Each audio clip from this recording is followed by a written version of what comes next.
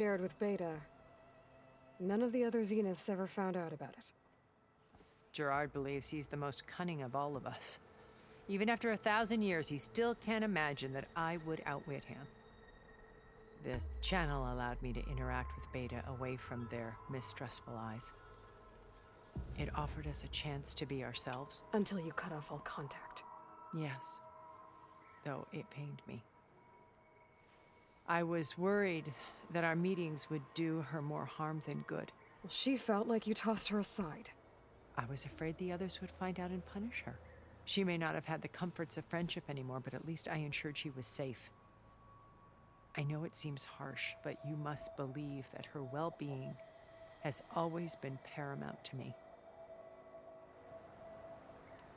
Why did you make the data channel look like this place? I built this house as a shelter to weather any storm. A safe place. Not just for me, but for the art stored below. Oh. Cultural artifacts of incalculable value. Truly some of the greatest achievements of human civilization. And you wanted Beta to see them? Yes. Her upbringing was so cold and technical. I thought if she could experience Vermeer and Rembrandt, it would bring something else into her life. A heritage every bit as valuable as the scientific and technical data being drummed into her. I'm sorry I had to cut off contact, but I'll never regret sharing this house with her. She needed its shelter even more than I did.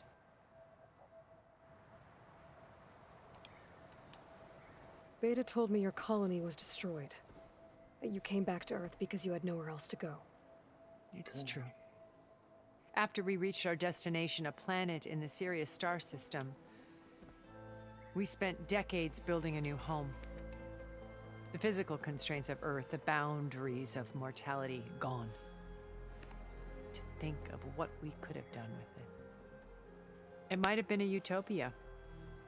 Instead, we stagnated, absorbed in effortless comforts and virtual realities. It took a cataclysm to finally yank us out of our stupor. What happened? A massive geological event. We knew of instabilities in the planet core, but we underestimated them. By the time the collapse was upon us, it was too late to stop it. Only a few of us made it to the ship in time. We set course for Earth, the only safe harbor left to us. Which you decided to make unsafe for anyone else. Mm-hmm. Not me. Gerard.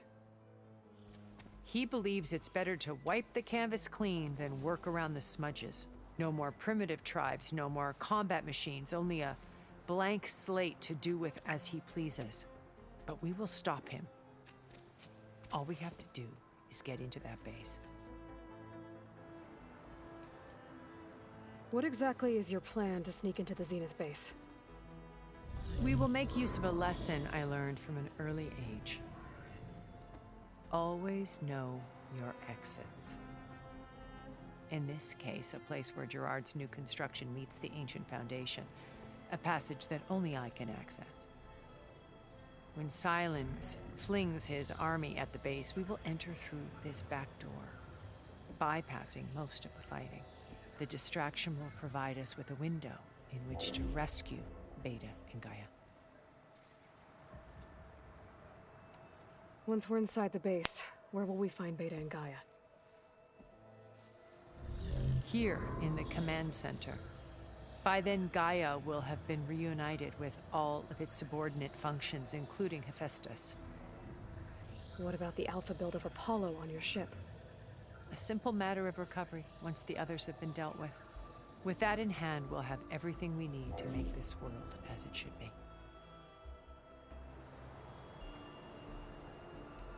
How do you know about Silence's plan? Yeah. He isn't the only one adept at spyware. You hacked his focus? No, he's too careful for that. But his subordinates? Not so much.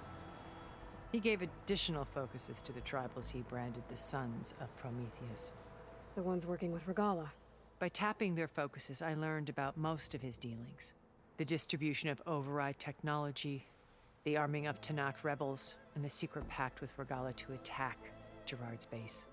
But how did he come up with a weapon that can take down your shields? That's the one thing I haven't been able to figure out, but however he did it, I'm quite certain it will work.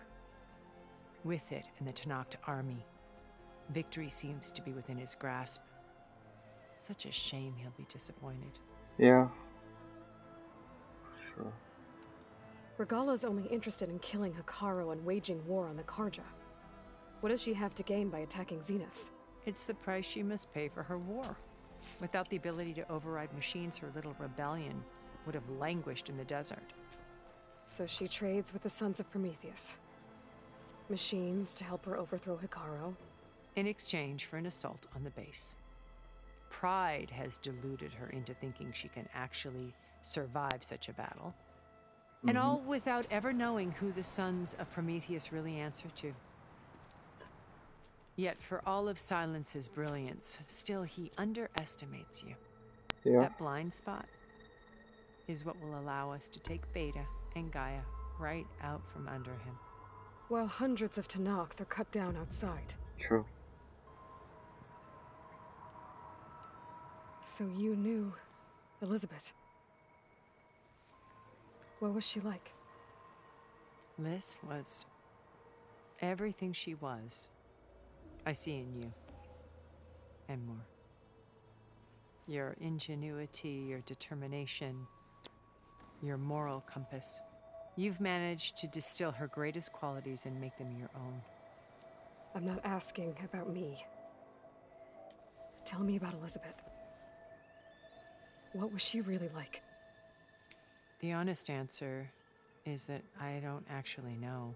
For all the time that I spent with her, she always kept a part of herself locked away. It was like that from the moment we met.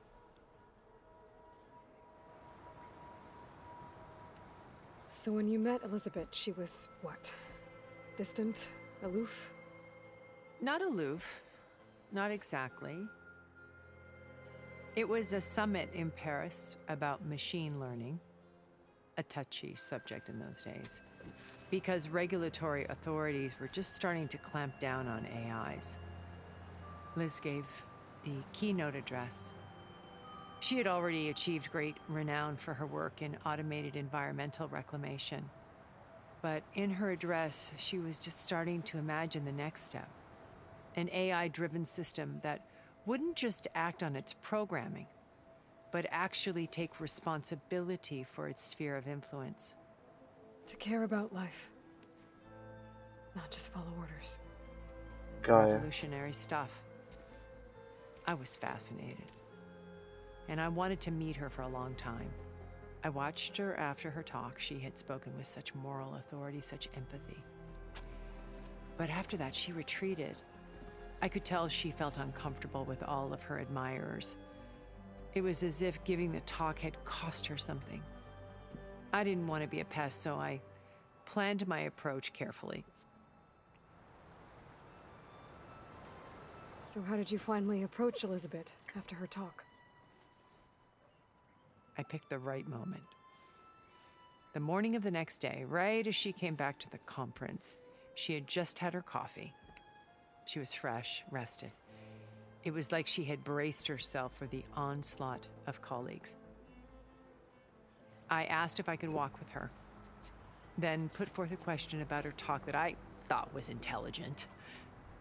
Her answer made me realize it wasn't, but she was very welcoming. Almost as if we were previously acquainted. It was only halfway through the conversation that I realized she knew exactly who I was. It was quite a shock to me.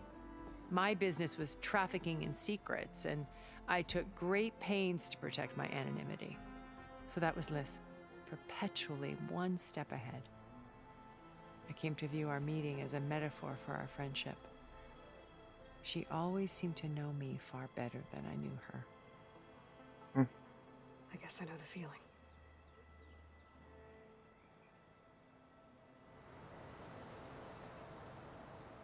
Okay.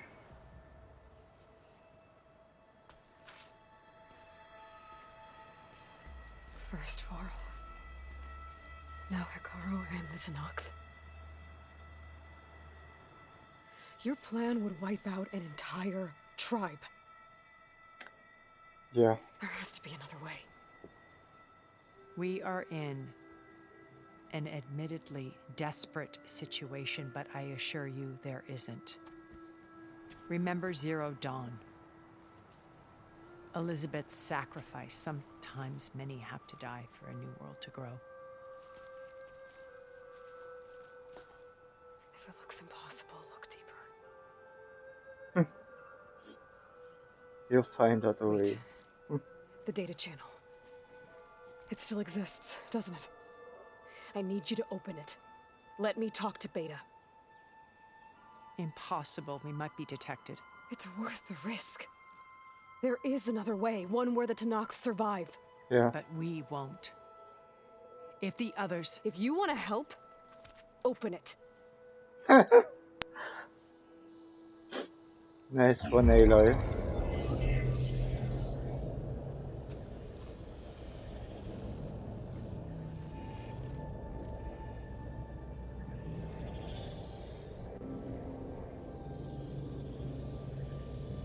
Oh, this is so beautiful.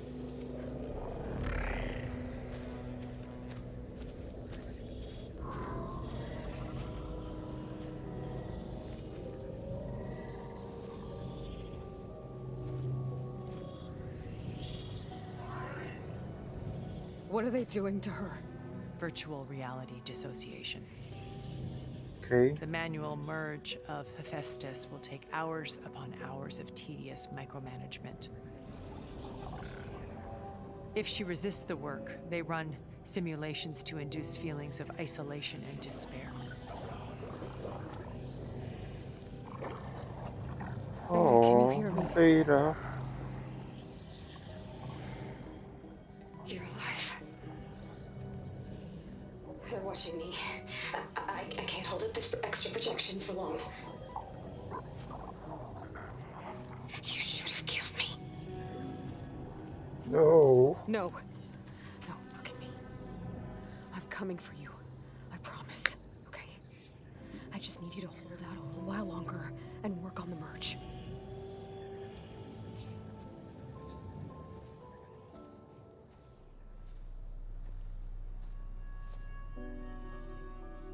Then I think it can be done.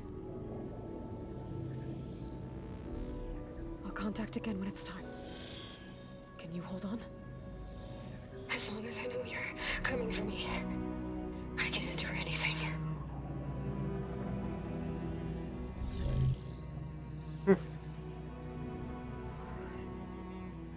Poor Beta. All right. I did as you asked. Now I think you need to tell me what you're planning. I'm going to take Silent's army away. I don't need it. Only the weapon he made to penetrate your shields. And how do you propose to get it? Ask him nicely? Without Regala and her rebels, he won't have a choice. Yeah. We'll be his only option. Only option for what? What did you tell her? That is between me and my sister. It's a good thing. Will be Silent's only option for crashing that base. I'll tell you the rest later. But first, there are a couple of things I have to do. Oh. And what are those? Lay my friend to rest. And then Oh. I'm going to use the override that Beta gave me at Gemini to put an end to Regala's rebellion. From the air. Wait. Since you insist on doing things your way, I know of something that will truly help you make a grand entrance with the Tenakth. The ancient Horus Titans still possess electromagnetic energy cells as part of their arsenal. Drop one of those on Regala's army and they'll receive quite a surprise. Nice one. So go, do what you must. I'll come to your base if you manage to bring silence to the table. Nice one. Not if. When? New ally then. Erend,